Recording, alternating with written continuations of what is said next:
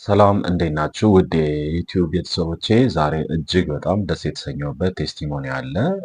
ቴሌግራም ላይ ተላከልኝ። ለሶስት ወር እኔ ፎሎ ሳረጋት የነበረች ክላይንቴ ነች። ለስድስት ዓመት በጨጓራ ቁስለት አንትራል ጋስትራይተስ በምንለው ስትሰቃይ የነበረች እህታችን ያው አሁን ሙሉ ለሙሉ ድና የላከችልን ቴስቲሞኒ ነው። ሰላም ዶክተር እንዴት ነህ? በጣም ነው የማመሰግነው። ጋስትራይተስ ነበረብኝ ለስድስት ዓመታት በጣም ነበር የተሰቃየሁት እና ብዙ ቦታ ሄጄ ታክሜያለሁ፣ ግን ምንም ለውጥ የለውም። አንተ ጋር ከመጣሁ በኋላ በጣም ብዙ ለውጥ አለኝ። ተስፋ ቆርጬ ነበር፣ አሁን ግን በጣም ነው የተሻለኝ። በጣም አመሰግናለሁ። እግዚአብሔር ጸሎቴን ሰምቶ አንተን አገናኘኝ። አሁን ግን ትቶኛል፣ በምግብ እና በሰፕልመንት ትቶኛል። እግዚአብሔር ይስጥልኝ፣ አመሰግናለሁ ይላል። ሲስተር ሰላም ነች ከጅማ የላከችልን። ሲስተር ሰላም እሷም የጤና ባለሙያ ነች። ነገር ግን ላለፉት ስድስት ዓመታት የተለያየ ቦታ ሕክምና አገልግሎት ብትወስድም በህመሟ ላይ ከቀን ወደ ቀን እየባሰ ከዛ በኋላ ቁስለት ያልነበረው ጨጓራ ወደ አንትራል ጋስትራይተስ ተቀይሮ ነበረ። ከዛ በኋላ ረጅም ጊዜ አብዛኞቹ ምግቦች አቁማ በጣም በስቃይ ላይ ነበረች። ነገር ግን ከኔ ጋር ከተገናኘን በኋላ በጣም ያው አድካሚ የሆነ ስራዎችን ብንሰራም ሶስት ወሯን አሁን ሞልታለች። ሙሉ ለሙሉ ከዚህ ህመም ተገላግላ የፈለገችውን ምግብ እየበላች ነው ያለችው። አብዛኛው በፊት ማትበላቸው ምግቦችን አሁን እየተመገበች ነው ያለችው። በጣም በጥሩ በሚባል ሁኔታ ላይ ነው ያለችው ማለት ነው። እጅግ በጣም ደስ የተሰኘሁባቸው ቴስቲሞኒዎች ውስጥ አንድ ነው። በጣም መልካም ከሆኑ ክላይንቶች ውስጥም አንዱ ናት እሷ። ምክንያቱም አንዳንድ ሰዎች በጣም ብዙ ጊዜ የማየው ትዕግስት የማጣት ነገር፣ አድርጎ የተባሉትን ነገር የማድረግ መቸገር ነገር እንደዚህ አይነት ነገሮች አሉ። ግን በጣም በትክክል የተባሉትን አድርጎ ከሚባሉ ውስጥ አንዷ ነች ማለት ነው። ምክንያቱም ከዚህ በፊት ደጋግሜ እንደነገርኳችሁ የጨጓራ ቁስለት ልክ አካላችን ውጫዊ ቆዳችን ላይ ወይም ደግሞ የተለያየ ሰውነታችን አካል ላይ በምናየው መልክ ሊወጣ የሚችል አይነት ቁስል አይነት ነው። ውስጣዊ አካላችን ላይ የሚወጣው ቁስል ማለት ነው። ስለዚህ ያ ቁስል በጊዜ ሂደት አንድ የከፈተ ነገር ወይም ደግሞ አንድ የተላጠ ነገር በጊዜ ሂደት እየደፈነ ይመጣል እንጂ በአንዴ የሚያጠፋ ነገር የለም። በጣም ብዙ ሰዎች መረዳት የሚያቅታቸው ይሄን ነው። ምክንያቱም አንድ የጨጓራ ቁስለት ከፈጠረ ልክ ውጫዊ ቆዳችን ላይ አካላችን ላይ እንደምናየው ነው ቁስለት የሚፈጥረው ማለት ነው። ስለዚህ አንድ ውጫዊ ቆዳችን ላይ የወጣ ቁስለት ጊዜ እንደሚፈልግ፣ መታጠብ እንዳለበት፣ መታሸግ እንዳለበት፣ በተለይ ለብዙ ጊዜ የቆየ ቁስል ከሆነ 15 ቀን፣ ወር፣ 2 ወር፣ 5 ወር የቆየ ቁስል ከሆነ ምን ያህል ሊያስቸግር እንደሚችል ብዙዎቻችሁ ይሄ የገጠማችሁ ነገር ታውቃላችሁ። ስለዚህ ብዙ መድኃኒት መወሰድ፣ ብዙ መርፌዎች መወጋት፣ ብዙ መታጠብ እንዳለበት ልክ እንደዛው የውስጣዊ ስለማንያው ነው እንጂ ኢንዶስኮፒ ግን እንደሚያሳየን ያ ቁስለት ለመዳን ረጅም ያለ ጊዜ ይፈልጋል። ሳይንሱም እንደሚነግረን አንድ የጨጓራ ቁስለት ሙሉ ለሙሉ አገግሞ ወደ ነበረበት ጤናማ የጨጓራ ሁኔታ ለመመለስ በትንሹ ከ3 ወር እስከ 6 ወር ጊዜ ይፈልጋል ማለት ነው። ያም ደግሞ እድሜ ያለባቸው የጤና ሁኔታ ለምሳሌ እንደ ስኳር፣ ግፊት፣ ሌሎች ነገሮች ያለባቸው ሰዎች የተለያዩ ሴክስ ራሱ ሴትና ወንድ ላይ እነዚህ ነገሮች ሁሉ ማተር ያደርጋሉ። ምክንያቱም አንዳንድ ሰዎች ላይ ከ6 ወር ዘለግ ያለ ጊዜም ሊወስድ ይችላል ማለት ነው።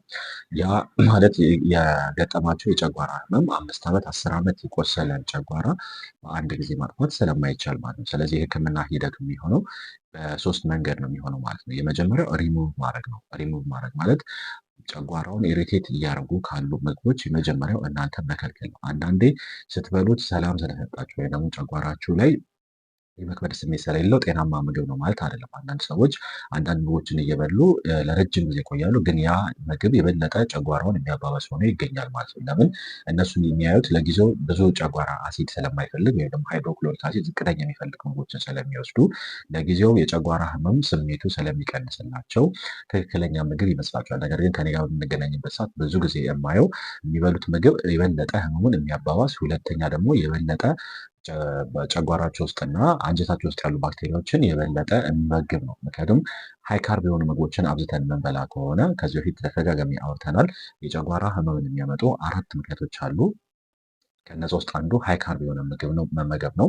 ሃይ ካርብ የሆኑ ምግቦችን እንደ ፓስታ፣ መኮረኒ፣ ሩዝ የመሳሰሉ እንዲሁም ደግሞ ለስላሳ መጠጦችን፣ ቺፕስ፣ እነዚህ በርገር፣ ፒዛ የምንላቸው ምግቦችን አብዝቶ መመገብ እነዚህ አንጀታችን፣ ጨጓራችን ውስጥ ያሉ ባክቴሪያዎችን በደንብ እንድንመግባቸው ያደርጋል ማለት ነው። ምክንያቱም ካርቦሃይድሬት ከሌለ የጨጓራ ውስጥ ባክቴሪያዎች፣ ፈንገሶች በፍጹም ሰርቫይቭ ማድረግ አይችሉም። ምክንያቱም ያንን ካርቦሃይድሬት እየተቀበሉ ወይም ደግሞ ፋይበር በጣም የበዛባቸው ምግቦችን እየተቀበሉ ያንን ፈርመንት እያደረጉ ነው አሁን ሆድ መንፋት፣ ሊጋስ ስሜቶችን ከዛ ውጭ ደግሞ እነሱ አዛ ሙኮሳል ሌየር ጨጓራችን ውስጥ ያለውን ከጨጓራ አሲድ ፕሮቴክት የሚያደርግልን ሙኮሳል ሌየር እየበሉብን የሚሄዱት ማለት ነው። ስለዚህ በእነዚህ ምክንያት የሚመጣውን የጨጓራ ህመም አንዳንዴ የምንበላው ምግብ የባሰ የሚያባብሰው ሊሆንብን ይችላል ማለት ነው። ስለዚህ መጀመሪያ የምናደርገው ሪሙቭ ማድረግ ነው። አላስፈላጊ የሆኑ መጠጦችን፣ አላስፈላጊ የሆኑ ምግቦችን ከእናንተ እናስወግዳለን ማለት ነው፣ ሳይንሳዊ በሆነ መንገድ። ሁለተኛው ስቴፕ የሚሆነው ሪፕሌስ ማድረግ ነው። ምክንያቱም አንድ ምግብ ከተከለከላችሁ የግድ ደግሞ ሌላ ጤናማ የሆነ ምግብ ለእናንተ የሚስማማችሁ የምትወዱትን ምግብ መብላት ይኖርባችኋል ማለት ነው። ስለዚህ ያንንም ሳይንሳዊ በሆነ መንገድ በተጠና መንገድ ሪፕሌስ እናደርጋለን ማለት ነው፣ ወይም እንተካለን ምግቦችን ማለት ነው። ያ ማለት ጨጓራውን ለተወሰነ ዲስኮምፈርት እንዳያደርገው የሚያደርጉ ወይም ደግሞ ጨጓራውን ለማከም ወይም ደግሞ ለማዳን የሚያግዙ ምግቦችን እንተካለን በቦታው ማለት ነው። ነገር ግን ይህን ስናደርግ ለረጅም ጊዜ ለምሳሌ አንድ ሰው አንድን ምግብ ወይ እንጀራ በሽሮ ባልጫ ወጥ ሊሆን ይችላል፣ ወይ ደግሞ አንዳንዶቻችሁ ሩዝ ብቻ እየበላችሁ የምትቆያላችሁ፣ ወይ ፓስታ ብቻ እየበላችሁ የኖራችሁ ሰዎች አላችሁ። ልክ ያንን ሪፕሌስ ስናደርገው የመጀመሪያ 1 ሳምንት 2 ሳምንት ዲስኮምፈርት ይኖራል። ምክንያቱም በጣም ዝቅተኛ የጨጓራ አሲድ ስላላችሁ። በእርግጥ አንዳንድ ሰዎች ገና በ2 ቀን በ3 ቀን ሙሉ ለሙሉ ጨጓራ ህመም ስሜቱ ሊጠፋላቸው ይችላል። አንዳንድ ሰዎች ላይ ግን በተለይ 10 ዓመት ከዛ በላይ ቆየ ጨጓራ ቁስለት በተለይ ክሮኒክ ጋስትራይተስ የምንለው እና ፔፕቲክ አልሰር ዲዚዝ ከሆነ ግን መጀመሪያ 2 ሳምንታት ትንሽ የማስቸገር ባህሪ ሊኖራቸው ይችላል። ከዛ ግን የጨጓራችሁ አንደኛ በምንሰጣችሁ ሰፕሊመንቶች፣ ሁለተኛ ደግሞ ምግቦቹን ጨጓራችሁ የተላመደ ሲሄድ እነዛ ስሜቶች እየቀነሱ እየጠፉ ይሄዳሉ ማለት ነው። ስለዚህ በዛ መንገድ ይታከማል ማለት ነው። ስለዚህ ጨጓራችን ሊያሳሱ የሚችሉ 4 ምክንያቶች አሉ ጨጓራ ህመም አብዛኛው ሰው ላይ የሚፈጥሩ ማለት ነው። የመጀመሪያው እድሜ ነው። እድሜ ከ30 ዓመት በላይ ስንሆን በራሱ በተፈጥሯዊ መንገድ ሃይድሮክሎሪክ አሲዱ እየቀነሰ ስለሚሄድ አንደኛው ሎ አሲድ ያመጣብናል ማለት ነው። ሁለተኛው ዳይት ነው። ሃይ ካርቦሃይድሬት የሆኑ ዳይቶችን ቅድም የዘረዘርኳቸውን ለረጅም ጊዜ የሚመገቡ ሰዎች ወይም የተመገቡ ሰዎች ለጨጓራ ቁስለት በጊዜ ሂደት ያጋልጣቸዋል ማለት ነው። ያ የሚሆነው ሃይድሮክሎሪክ አሲዱ በመቀነሱ እና ጨጓራ ውስጥ ያሉ ባክቴሪያዎች፣ ፈንገሶች እንዲሁም ደግሞ ሌሎች ፓራሳይቶች በማደጋቸው ምክንያት የሚመጣ ነው ማለት ነው። ሌላኛው ስትረስ ነው፣ ወይም ደግሞ ቶሎ የመናደድ እንደዚህ አይነት ባህሪ ያላቸው ሰዎች እነዚህም ለጨጓራ ቁስለት ቀጥታ ባያጋልጣቸውም ነገር ግን ከምግቡ ጋር ሲጨመር ከላይፍ ስታይል ጋር ሲደመር በከፍተኛ ሁኔታ ለጨጓራ ቁስለት ያጋልጣል ማለት ነው። ስፔሻሊ ስትረስ መጀመሪያ አካባቢ ሃይድሮክሎሪክ አሲድ ያለ ጊዜው እንዲፈስ እና በከፍተኛ ሁኔታ ምግብ ሳይኖርም እንዲፈስ ያደርጋል። በዚህ ምክንያት የጨጓራ ግድግዳዎች እንዲጎዳ ያደርጋል። ነገር ግን ስትረስ እየቆየ ሲሄድ አንድ ሰው ከ2 ሳምንት ከ3 ሳምንት ወይም ደግሞ ከ1 ወር በላይ ስትረስ ውስጥ የሚቆይ ከሆነ ወይም ደግሞ ክሮኒክ ስትረስ የምንለው እነዚህ ድባቴ ውስጥ ዲፕሬሽን ውስጥ የሚቆይ ከሆነ ያ በጊዜ ሂደት እዛ አካባቢ ያሉትን ነርቨስ ሲስተሞች ፓራሲምፓታቲክ እና ሲምፓታቲክ ነርቨስ ሲስተም ናቸው አንጀታችንን ኮንትሮል የሚያደርጉት ወይም ደግሞ ጨጓራችን ዳይጀሽን የሚቆጣጠሩልን ማለት ነው። ስለዚህ ፓራሲምፓታቲክ ነርቨስ ሲስተም በሚቆጣጠር ሰዓት ምግቦችን መፈጨቱ በመልካም ሁኔታ እንዲከናወን ያደርጋል ማለት ነው። ሲምፓታቲክ ነርቨስ ሲስተም ግን አክቲቬት የሚሆን ከሆነ ስትረስ ሁሌ የምንሆን ከሆነ ሲምፓታቲክ ነርቨስ ሲስተም አክቲቬት ይሆናል። ይሄ ማለት ፈጣሪ ሰዎች በድንጋጤ ውስጥ በሚሆኑ ሰዓት፣ አደጋ በሚገጥማቸው ሰዓት አክቲቬት እንዲሆን የተፈጠረ ነርቨስ ሲስተም ነው።